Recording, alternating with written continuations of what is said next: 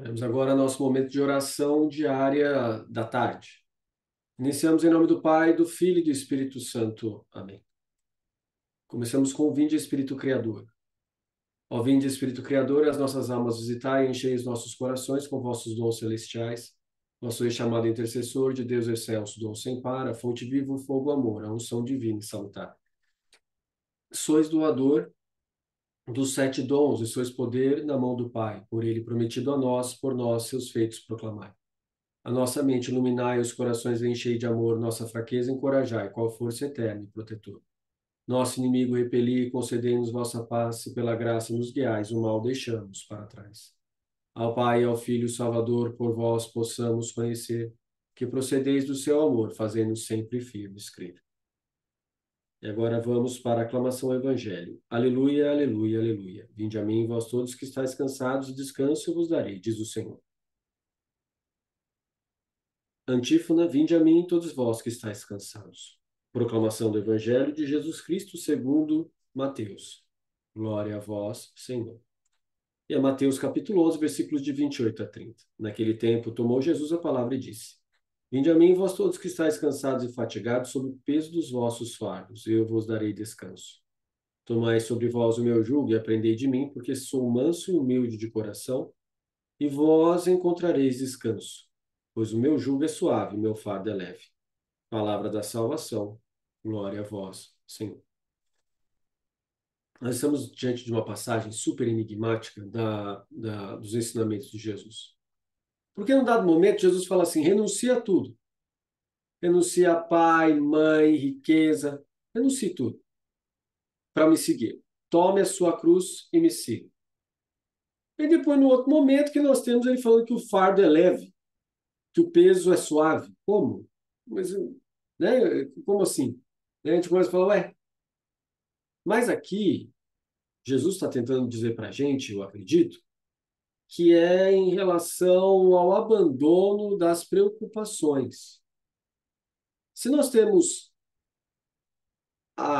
o entendimento de que seguir a Deus é o mais importante e que a visão beatífica de Deus é aquilo que há de mais elevado que nós podemos ter, então todo o resto da nossa vida acaba ficando menos pesado, né? Porque o grande peso que nós temos é a incerteza de que existe vida após a morte. E a gente corre atrás de um monte de coisas o tempo todo, porque a gente sempre fica pensando no que vem depois. E se não vier nada, é melhor aproveitar mais agora. É ou não é? E se não vier nada, é melhor eu viver tudo agora, que vai que depois desaparece tudo, eu tenho que lidar com alguma coisa muito doida, que é o desaparecimento de mim mesmo. Mas Jesus traz um outro tipo de fardo, um outro tipo de peso. Fardo implica trabalho. Coletar, amarrar, juntar, carregar. E peso. Peso é aquilo que você sente quando você vai colocar, ou pegar, ou colocar nas costas para andar, né? Como se fosse uma mochila, né? Então, aí você tem o fardo e o peso, né? Então, Jesus diz que esses dois são muito fáceis no caminho dele. Mas é fácil porque existe a esperança. A esperança de ver a Deus. A esperança de encontrar algo melhor. A esperança de sair do sofrimento.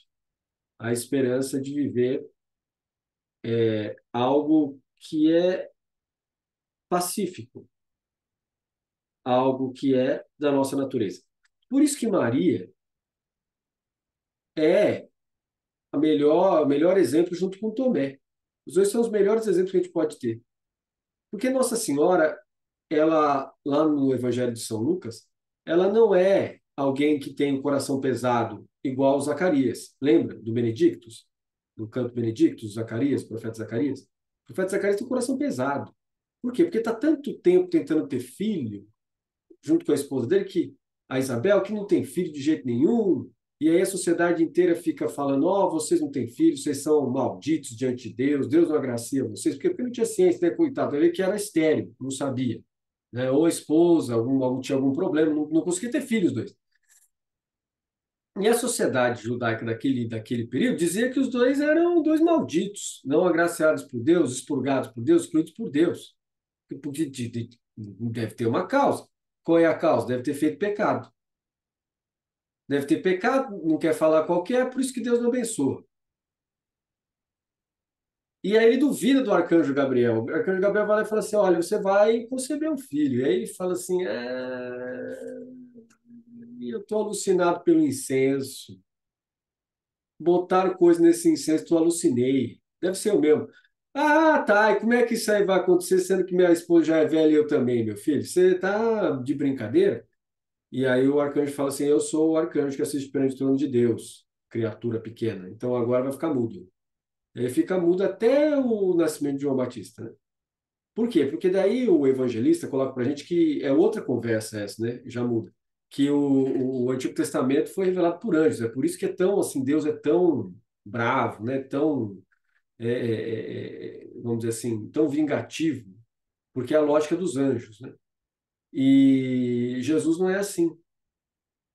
Por isso que o fardo dele e o peso, né, são agradáveis para os seres humanos, porque ele, sendo Deus, não é assim. Mas o coração de Maria não é igual. Embora a pergunta seja semelhante. Você reparou que a pergunta é semelhante? Mas como se fará isso se não conheço homem algum? E lá atrás Zacarias fala assim: mas minha esposa, como é que isso vai acontecer sendo que minha esposa é velha? E eu também.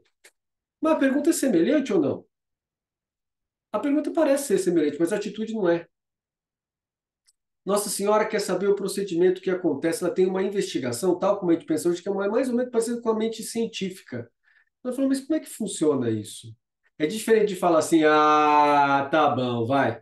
Até parece que isso aí vai dar certo. Aí ela fala, não, mas como é que funciona isso? Como é que vai dar certo? Mas como é que é esse procedimento aí que você vai fazer?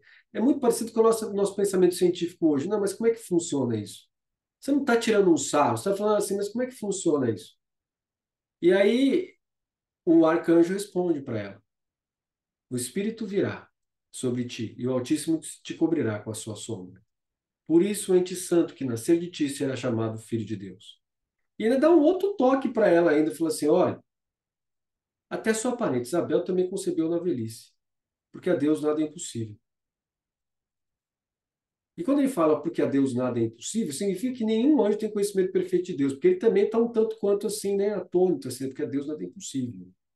Né? Para a gente, anjo, tem coisa que é impossível também, agora, para Deus nada é impossível. E aí o que acontece? Talvez o evangelista tenha colocado um pouco de dúvida do Gabriel, né? O Gabriel deve ter ficado bravo com o Zacarias, porque ele também estava meio assim, mas como é que é isso aí, né? Como é que vai acontecer? Também não sei. Talvez por isso. E aí ele ficou bravo, porque ela estava a duvidar, pum, né? Perdeu a paciência com o Zacarias. Mas aí, no caso do Lucas, nós não vemos isso. Nós vemos o anjo não perdendo a paciência com Maria, porque Maria tem uma mentalidade mais científica, que busca pela verdade. Mas como acontecerá isso? E o Tomé também. Porque se você ler com cuidado o Evangelho de João, você vai ver que Tomé fala assim: subamos a Jerusalém para morrermos com ele. Ele não é o cara que duvida, é o cara que acredita a ponto de doar a própria vida junto com Cristo, para morrer junto com ele em Jerusalém. Só que daí, por um acaso, ele está fora de Jerusalém, morre, não sabe também, ele fala assim: olha, o negócio é o seguinte: Jesus ressuscitou? Ressuscitou. Bom, então eu não acredito muito nisso, não. Mas assim, se ele tiver, eu quero colocar meu dedo ali naquelas chagas dele e ver mesmo assim, ó, realmente constatar que se trata de corpo. Isso é mentalidade científica. Então Deus não é contra a mentalidade científica. É o contrário disso.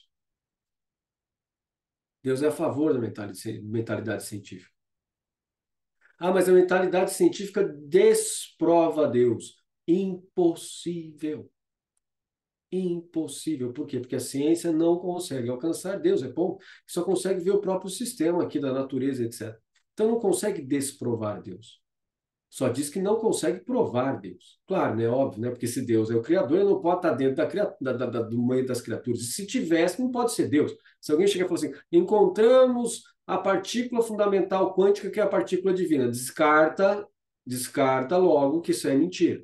Descarta que daqui a pouco isso aí vai sair fora. Por quê? Porque a gente sabe que Deus está acima e fora da criação e cria porque tem vontade. E tem vontade porque ama. E esse é o Espírito Santo. Ele quis.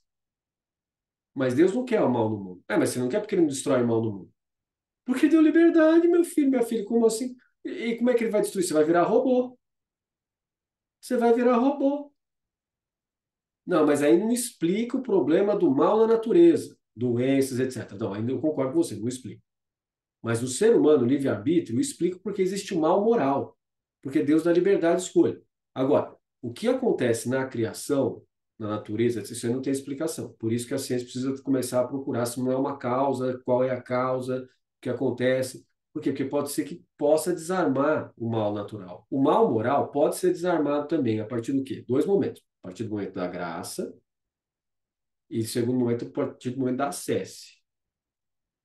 Então, você tem dois momentos. O primeiro momento, que é o crucial, é da graça, que vem por Cristo. O segundo momento é o momento da acesse, que é o momento do domínio próprio. Então, você tem dois momentos. E tem o terceiro, né, que não faz sentido esses dois se não tiver o terceiro, que é o momento de vida comunitária, o momento de vida sacramental, o momento de vida dentro da igreja, perto das pessoas. E depois, o quarto momento, né? Ah, você está me dando muita lista, vai ficar infinita. Não, acaba no quarto mesmo. O quarto é viver no mundo, ir atrás das pessoas, convencê-las a viverem um mundo de paz. Não precisa convencê-la a acreditar em Deus. Acreditar em Deus ela pode não acreditar. Tem gente que não quer acreditar porque tem raiva de Deus, sei lá qual que é o problema, mas não gosta. Mas uma coisa é fato, mesmo os que não gostam, sabem que é necessário ter compaixão e misericórdia pelas pessoas para viver um mundo de paz. E o mundo de paz é um mundo ótimo, porque o mundo de paz, embora a paz seja sempre alguma coisa móvel, sempre a gente tem que estar procurando compor a paz, porque ela muda muito rápido, as situações mudam muito rápido, e tem que compor ela o tempo todo, sempre inconstante, ainda assim é uma situação melhor para a gente. Certo? Então, encerramos a nossa explicação do Evangelho, lembrando do exemplo de Maria, exemplo de Tomé. Ambos conseguiram absorver o coração de Jesus, ambos entenderam o jugo suave e o fardo leve, que é o direcionamento da nossa vida para a verdade, para Deus. E como é que a gente faz isso? Ué, seguindo os ensinamentos de Jesus. E como que a gente segue os ensinamentos de Jesus? Só tem dois mandamentos. Só tem dois. Amar a Deus acima de todas as coisas e ao próximo como a si mesmo, para quem é teísta. Para quem é cristão, é amar a Deus acima de todas as coisas. Mas amar ao próximo como Jesus nos amou, diz o Evangelho de João. Então, existe uma diferença entre para quem é teísta, o mandamento geral, existe um outro mandamento específico para quem é cristão, que é amar as pessoas como Jesus nos amou. E daí, para aprender como é que Jesus, tem que aprender o modelo de Jesus. Para aprender o modelo de Jesus, tem que ler o Evangelho, que é isso que a gente está fazendo agora. Então, se o coração de Jesus é manso e humilde, o nosso coração precisa ser manso e humilde, a gente tem que treinar para isso. Certo? A oração nos ajuda, o sacramento nos ajuda, e a reflexão nos ajuda, e estar perto das pessoas nos ajuda ainda mais. É isso, muito obrigado. Louvado seja nosso Senhor Jesus Cristo. Para sempre seja louvado. E vamos agora para a liturgia das horas, ofício das leituras.